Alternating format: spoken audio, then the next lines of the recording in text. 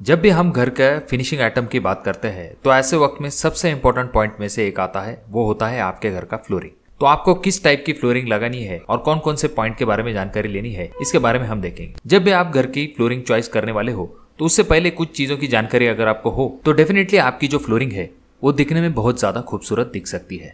तो दोस्तों आज की वीडियो में हम यही चीजें जानेंगे कि आपके घर के लिए कौन सी फ्लोरिंग सबसे ज्यादा अच्छी रहेगी, ग्रेनाइट, मार्बल या फिर टाइल। तो इनके सभी एडवांटेज और डिसएडवांटेज के बारे में हम इस वीडियो में जानकारी लेंगे और इस वीडियो को देखने के बाद अपने आप से ही आप डिसाइड कर पाओगे कि कौन सी फ्लोरिंग आपके घर के लिए सबसे ज्यादा बेस्ट रहेगी। जनरली वैसे तो फ्लोरिंग के बहुत से टाइप है, जैसे कि कोटा हुआ, रफशाबाद हुआ, उसके बाद मोज़ेक टाइल हुआ, पर इनका इस्तेमाल ज़्यादा करके नहीं किया जाता है। जिन चीज़ों का ज़्यादा करके इस्तेमाल किया जाता है वो चीज़ें हैं एक ग्रेनाइट, मार्बल और उसके बाद में टाइल।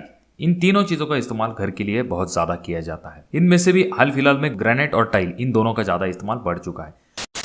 तो दोस्तों इनमें से कौन सी फ्लोरिंग आपके लिए अच्छी है, इसके बारे में हम इस वीडियो में देखेंगे और तो और जानेंगे कि क्या इन तीनों में डिफरेंस होता है और कौन सी चीज़ कहाँ पर आपके लिए सबसे ज़्यादा बेस्ट रहेगी। तो इसीलिए वीडियो को पूरा ज़रूर देखें। तो चलिए हम स्टार्ट करते हैं। तो सबसे पहले चीज हम जानेंगे दोस्तों कि ये चीजें बनती कैसे। जैसा कि आपको पता है ग्रेनाइट और मार्बल ये दोनों जो है वो नेचुरल पत्थर है, फिर भी इनके पत्थर के टाइप में थोड़ा सा चेंज है। ग्रेनाइट जो है वो इग्नेस रॉक और जो मार्बल है वो मेटामॉर्फिक रॉक होता है। और दूसरी चीज यहाँ पर टाइल की आ जाती है, तो टाइल जो है वो मिट्टी से बनती है। अब यहाँ पर आपको ये चीज तो पता चल गई होगी कि ये चीजें कहाँ से बनती है। अब इसमें इग्नेस रॉक जो है दोस्तों ये ज्यादा हार्ड होता है और ज्यादा ड्यूरेबल होता है कंपेयर टू मेटामॉर्फिक रॉक, यानी कि आगे चल के हम इसके बारे में देखेंगे। जब बात आती है दोस्तों ड्यूरेबिलिटी की, अब ड्यूरेबिलिटी में ग्रेनाइट जो है ये ज्यादा ड्यूरेबल है क्योंकि इसका जो पत्थर है वो इग्नेस रॉक है। जैसे कि हमने पहले भी देखा है कि इग्नेस रॉक जो है दोस्तों ये ज्यादा ड्यूरेबल होता है कंपेयर टू मेटामॉर्फिक रॉक। उसके बाद में मेटामॉर्फिक रॉक जो है उसका थोड़ा सा स्ट्रक्चर जो है वो क्रिस्टलाइज होता है, जिसकी वजह से एसिडिक फूड जो होते हैं उसका उसके ऊपर ज्यादा असर पड़ता है और तो और स्क्रैच भी उसके ऊपर जल्दी दिखाई देते हैं। ग्रेनाइट और मार्बल है, इन दोनों के कंपैरिजन में टाइल इतनी ड्यूरेबल नहीं होती।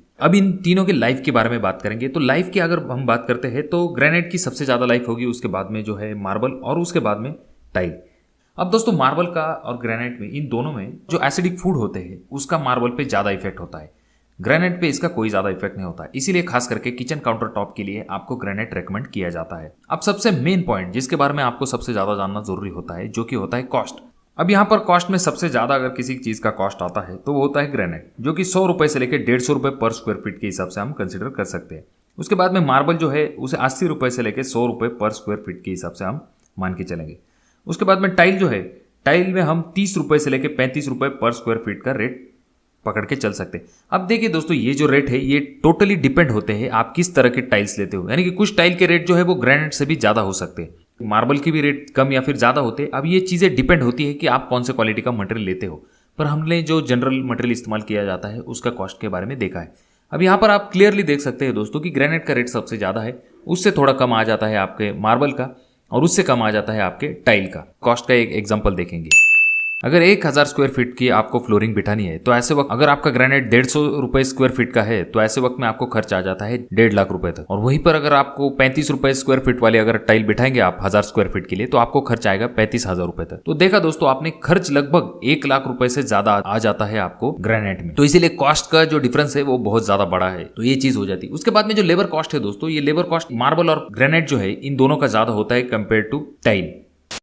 अगला पॉइंट यहाँ पर अगर हम दोस्तों कंसिडर करते हैं कि वैरायटी। अब यहाँ पर पॉइंट आ जाता है दोस्तों टाइल की तरफ, क्योंकि टाइल में आपको नंबर ऑफ वैरायटी मिल जाती है, यानी कि उसमें जो है आपको टाइल के प्रकार से लेके उसमें जो कलर्स है या फिर शेड्स है, इन सभी की चीज़ों में जो है बहुत सारे टाइप मिल जाते हैं। जैसे कि फॉर एग्जाम्पल के लिए glossy tile, matte finish tile, sugar tile, ऐसे बहुत से टाइप्स आपको अवेलेबल टाइल में होते हैं। पर वहीं पर अगर हम बात करते हैं ग्रेनाइट और मार्बल की, तो नेचुरल जो स्टोन है उसमें जो वैरायटी होती है वो लिमिटेड होती है, वो इतने ज्यादा प्रमाण में नहीं होती। अब दोस्तों यहाँ पर जो बात की थी हमने ड्यूरेबिलिटी की, अब ड्यूरेबिलिटी में एक पॉइंट आपका ये आ जाता है कि अगर कोई चीज आपके टाइल के ऊपर या फिर ग्रेनाइट के ऊपर गिर जाती है तो ऐसे वक्त में ग्रेनाइट या फिर मार्बल को थोड़े बहुत स्क्रैच आ जाते हैं, आप उसे पॉलिश कर सकते हैं, उसके बाद में वो चीज ठीक हो सकती है। पर जहां तक बात आती है एक अगर टाइल पे कोई चीज गिर गई और उसके बाद में अगर आपकी टाइल फूट गई तो ऐसे वक्त में आपको पूरी की पूरी टाइल चेंज करानी पड़ सकती है। अब यहाँ पर ये प्रॉब्लम हो जाता है, आपके पास कोई सिंगल पीस है तो आप उसे चिपका सकते हैं, पर टाइल के जैसे मैंने आपसे कहा कि वैरायटी जो दिन ब दिन चेंज होती रहती है और डिजाइन पैटर्न्स अलग अलग आते हैं,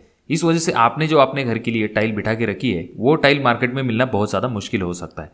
तो इसके लिए आप क्या कर सकते हैं, जो कोई भी आपको टाइल लगती है तो एक दो टाइल आपके पास स्पेयर के लिए यानी कि एक्स्ट्रा के तौर पर रख सकते हैं। अगला पॉइंट आ जाता है दोस्तों टाइम। अब जो टाइल होती है उसे बिठाने का आपका टाइम कम आता है, क्योंकि इसको क्या करना है, आपको बॉक्स से काटना है, निकालना है और मोटर पे प्लेस कर देना है, जैसे कि टाइल फिक्स हो जाएगी। फिर यहाँ पर जब बात आती है मार्बल की दोस्तों, तो उसे तो आपको फिक्स तो करना ही पड़ेगा, उसके बाद में पॉलिशिंग करने के बाद ही आप उसका इस्तेमाल कर सकते हो। आगे चल के जो कलर है, जो लाइफ स्पैन है दोस्तों, वो टाइल का डेफिनेटली कम होता है, और उसकी फिनिशिंग स्टार्टिंग में बहुत ज्यादा होती है, बहुत ज्यादा। अगर आप ग्लॉसी फिनिश वाले टाइल लगाते हैं तो उसमें दिखने को बहुत ज्यादा अच्छी दिखती है, पर जो मार्बल होता है वो वक्त के साथ थोड़ा थोड़ा डल पड़ने लगता है, तो आपको पॉलिश करनी पड़ती है जिससे कि उसकी फिनिशिंग अच्छी खासी मेंटेन हो सके। अब दोस्तों हम बात करेंगे प्रैक्टिकली यूज की।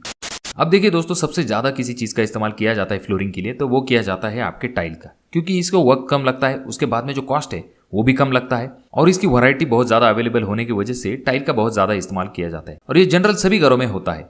पर आप क्या कर सकते हैं, आपके घर के लिए जो रेगुलर फ्लोरिंग है उसके लिए आप टाइल का इस्तेमाल कर सकते हैं। बाथरूम में भी आपको टाइल का इस्तेमाल करना पड़ेगा। उसके बाद में आपकी जो डोर फ्रेम होती है, विंडो फ्रेम होती है, उसके बाद में किचन ओटा होता है, ऐसी चीजों के लिए आप ग्रेनाइट का इस्तेमाल कर सकते हैं, क्योंकि ये आपके घर के लिए बहुत ज्यादा सुटेबल होगा। बहुत से लोगों का मानना यह है कि टाइल उतनी ड्यूरेबल नहीं होती दोस्तों। देखिए, बार बार वही चीज देख देख के आदमी बोर हो जाता है। कुछ भी जब हम घर को कलर करते हैं तो ऐसे वक्त में हम पहले पुराने कलर नहीं देते, नए कलर की तरफ जाना पसंद करते हैं। आपको पता होगा कि 20 से 25 साल पहले जो मोज़ेक टाइल आती थी वो भी आज भी उतनी ही दिखने में वैसे की वैसी ही होती है, पर लोग क्या करते हैं, हाल फिलहाल में जो फैशन चल रहा है उस हिसाब से टाइल लगाने की वजह से उसके ऊपर टाइल लगा देते, या फिर उस टाइल को निकल के टाइल वापस से लगा देते।